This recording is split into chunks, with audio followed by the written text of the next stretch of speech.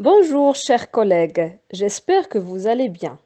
Bienvenue sur notre chaîne YouTube Se préparer à l'examen professionnel et au concours de recrutement des professeurs contractuels. Aujourd'hui, on va partager avec vous la correction d'une situation d'examen qui a été discutée sur le groupe Excellence sur WhatsApp. Et je profite de l'occasion pour remercier tous les membres de ce groupe. Je vais vous présenter tout d'abord la situation. La discipline visée, c'est la production écrite. L'apprentissage de la production écrite est l'une des finalités fondamentales de l'enseignement des langues. Joachim Dolz, 2009. L'acte d'écrire s'inscrit dans une situation de communication particulière, met en œuvre des structures linguistiques et réalise une intention de communication. Mais il semble nécessaire que tout enseignant s'intéresse et se questionne sur les problèmes ou plutôt les erreurs que peuvent rencontrer les élèves dans leur production écrite. Élaborer une fiche pédagogique pour une activité de production écrite à partir du support ci-dessous, en respectant les consignes suivantes. 1. Citer deux objectifs d'apprentissage. 2. Préciser les acquis antérieurs que les élèves devraient mobiliser. 3. Déterminer les étapes méthodologiques et les activités d'enseignement et d'apprentissage pour mettre en pratique la réalisation des objectifs. 4. Proposer deux activités de prolongement. 5. Définir les différents types d'erreurs que les élèves pourraient commettre dans cette production écrite et comment procéder à la correction de ces erreurs. Le support. Un magnifique paysage. Ce matin, en ouvrant la fenêtre de la chambre de mon hôtel, je découvre un magnifique paysage de campagne qui s'étend à perte de vue. Au centre se trouve une vaste et ancienne ferme faite de pierres et de briques rouges, bordée d'une forêt dense et verdoyante, d'après le manuel Coquelicot CM2. Pour répondre aux questions 1, 2 et 3, on va élaborer une fiche. On commence tout d'abord par l'entête. On va mentionner l'activité, production de l'écrit, intitulé la description, durée 4 séances fois 45 minutes, les objectifs, décrire un lieu, produire un texte descriptif, les acquis antérieurs, les adjectifs qualificatifs, la comparaison, lexique relatif aux espaces, aux expressions de localisation, les caractéristiques d'un texte descriptif, l'imparfait, le présent, les verbes d'état. Ensuite, on va tracer un tableau de 4 colonnes. La première colonne pour les étapes, la deuxième pour les activités de l'enseignant, la troisième pour l'activité de l'élève et la quatrième pour les modalités de travail. La première étape, observation et découverte. Pour l'activité de l'enseignant, je demande aux élèves de lire le texte et répondre aux questions. Relève le titre du texte. De quel type de texte s'agit-il? Qu'est-ce qui le montre?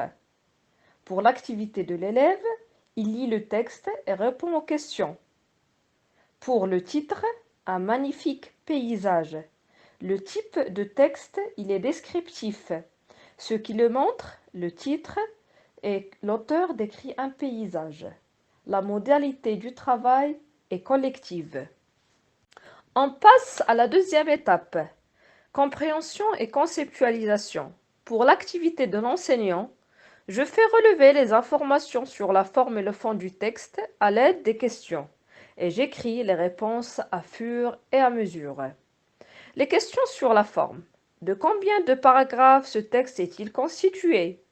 D'où ce texte est-il extrait? Les activités de l'élève. Il réfléchit sur le fond du texte et répond aux questions. Il y a un seul paragraphe. D'après le manuel Coquelicot CM2, le travail sera collectif. Pour les questions sur le fond, quel est le lieu décrit? Les élèves vont répondre la campagne. Où est placé l'observateur? Devant la fenêtre de sa chambre à l'hôtel. Quels sont les éléments décrits dans le texte? Un paysage de la campagne, une ferme, la forêt. Qu'est-ce que décrire? Décrire, c'est dire ce que l'on voit, ce que l'on sent et ce que l'on entend. Je passe aux questions suivantes. Relève la phrase qui montre la position de l'observateur.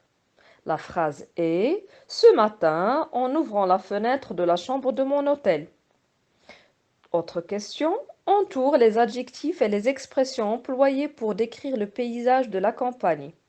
Les élèves vont entourer « magnifique », s'étend à perte de vue. Souligne en vert les adjectifs et les expressions employées pour décrire la ferme. Alors, ils vont souligner vaste, ancienne, faite en pierre et de briques rouges brodées. L'autre question, souligne en rouge les adjectifs employés pour décrire la ferme. Ils vont souligner dense, verdoyante. Je lis et je fais lire les réponses écrites au tableau. Après, les élèves, ils vont lire ces phrases écrites au tableau. Et pour entraîner les élèves à écrire un texte descriptif, je leur demande de réaliser l'activité suivante. C'est compléter le texte descriptif suivant en utilisant le contenu de la boîte à mots. Alors les mots sont entouré, devant, ancienne, varié, multicolore, calme, fruitier, se trouve. Les élèves réalisent l'activité. La maison de mes grands-parents se trouve à la campagne, entourée d'une variété d'arbres fruitiers, des pommiers, des orangers, des abricotiers et des pêchers. Devant cette maison ancienne faite en pierre, on a placé des pots de fleurs variés et multicolores. J'aime beaucoup cet endroit très calme où on n'entend que le chant des oiseaux et le bruit des animaux de la ferme. Je corrige les productions et je relève les erreurs. Je présente les erreurs identifiées et j'anime le moment de la correction.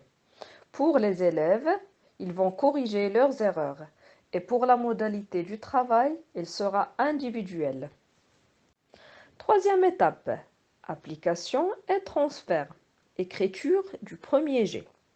Je lis et je fais lire la consigne. Sur une feuille, décris un lieu de ton choix. Je fais un rappel sur les critères d'un texte descriptif. Les élèves, ils vont lire et exécuter la consigne. Ils vont rédiger sur une feuille un texte descriptif. Après l'écriture du texte, je demande aux élèves d'utiliser la grille de relecture et de vérifier s'ils ont coché la case « Oui » de cette grille.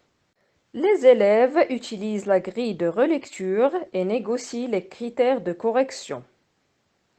J'ai décrit un lieu, j'ai respecté l'organisation de la description, j'ai utilisé des adjectifs, j'ai utilisé la comparaison, j'ai écrit des phrases correctes et ordonnées, j'ai respecté la ponctuation, j'ai relu ma production pour corriger les fautes d'orthographe. On passe à la quatrième et dernière étape, évaluation et soutien. L'écriture du 10e G. Je constitue des groupes de 4 à 6 élèves, puis je distribue les productions. Je signale les erreurs les plus fréquentes que j'ai répertoriées, puis j'invite les élèves à corriger collectivement puis individuellement et à écrire le 2e G. Les élèves, ils participent à la correction collective des erreurs, puis il écrit le 2e G compte tenu de la grille de correction négociée. Ce travail, il sera individuel. Après l'écriture du 2e G, je fais choisir les productions à retenir pour le projet de classe à l'aide des critères suivants. Respect de l'organisation de la description, respect de la consigne, l'utilisation correcte de la langue, lisibilité de l'écrit. Et pour les activités de l'élève, il participe au travail du groupe, il discute les critères, il exprime son choix et l'argumente, il tient compte des propositions de ses camarades, puis il accepte les décisions du groupe et participe à la validation des productions choisies. Et pour la quatrième question, proposer 2 activités de prolongement, je demande aux élèves de choisir entre ces 2 activités à faire à la maison. Première activité, écris à ton ami qui habite en France une lettre où tu lui décris ton école. Tu peux accompagner ta lettre avec un dessin de ton école. La deuxième activité, Ahmed est un garçon aveugle. Il te demande de lui parler du jardin public que vous êtes en train de visiter. Et comme réponse à la cinquième et dernière question, les erreurs que les élèves pourraient commettre dans cette production écrite se divisent en deux catégories. 1. Erreur de contenu. L'élève ne respecte pas la consigne. Exemple 1, il écrit une lettre au lieu d'un texte descriptif. Exemple 2, il écrit une production écrite de 4 lignes au lieu de 10 lignes. On trouve aussi des erreurs de cohérence entre les paragraphes et de cohésion entre les idées. Aussi des erreurs de construction de plans, introduction, développement, conclusion. 2. Erreurs de forme. On peut trouver des erreurs linguistiques, syntaxiques, lexicales, morphologiques et orthographiques. Exemple, emploi des temps, des verbes, la ponctuation, l'ordre des mots n'est pas respecté, le manque de vocabulaire, l'orthographe déficiente. Et on peut classer ces erreurs en 3 catégories. 1. Groupe nominal, erreurs grammaticales, déterminants, articles, féminin, masculin, les adjectifs, l'accord, etc. 2. Groupe verbal, erreurs morphologiques telles que la conjugaison des verbes, les temps, les auxiliaires. 3. Structure de la phrase, erreurs syntaxiques telles que l'ordre des mots, les mots de liaison, la ponctuation et l'orthographe. Maintenant, je vais partager avec vous la procédure de la correction des erreurs dans ma classe. Premièrement, correction de la part de l'enseignant. Je souligne les erreurs sur les copies des productions écrites de mes élèves sans donner la réponse correcte. J'emploie 3 couleurs différentes. Le vert pour les erreurs grammaticales, le violet pour les erreurs d'orthographe, le marron pour les erreurs lexicales au mauvais choix d'un mot. Entre parenthèses, j'ai déjà parlé de ce code avec mes apprenants. Deuxièmement, correction en groupe de 3, 4 ou 5 apprenants. Après la distribution des copies, je demande au groupe de regrouper les erreurs de même type et d'essayer de trouver la solution. Il utilise le tableau suivant. C'est un tableau de 7 colonnes. La première colonne est réservée aux erreurs grammaticales. La deuxième colonne pour les solutions proposées. Troisième colonne pour les erreurs orthographiques. Quatrième pour les solutions proposées. Cinquième colonne pour les erreurs lexicales ou mauvais choix d'un mot, sixième colonne pour les solutions proposées et la septième colonne s'ils n'ont pas trouvé de solution aux erreurs. Troisièmement, correction mutuelle entre les groupes. Les groupes échangent les tableaux entre eux pour trouver les solutions. Je laisse un moment de réflexion pour les élèves, puis je colle tous les tableaux des groupes au tableau. Quatrièmement, correction de la part de l'enseignant. Je corrige les erreurs dont les apprenants n'arrivent pas à trouver de solution. Enfin, je vous remercie de votre attention. J'étais contente de partager ces moments avec vous et n'hésitez surtout pas à nous faire part de vos remarques. Et merci.